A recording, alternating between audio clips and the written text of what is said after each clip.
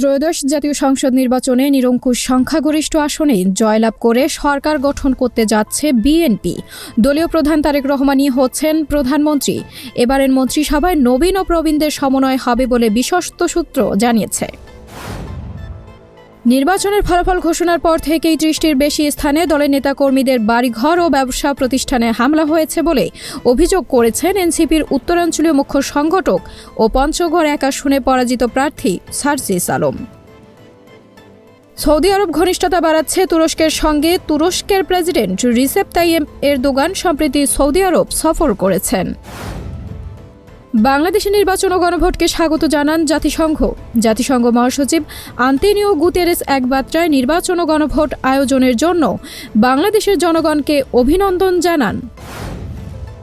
নতুন সরকারের শপথ গ্রহণ অনুষ্ঠানে চীন, ভারত, পাকিস্তান সহ ১৩ দেশের সরকার প্রধানকে আমন্ত্রণ।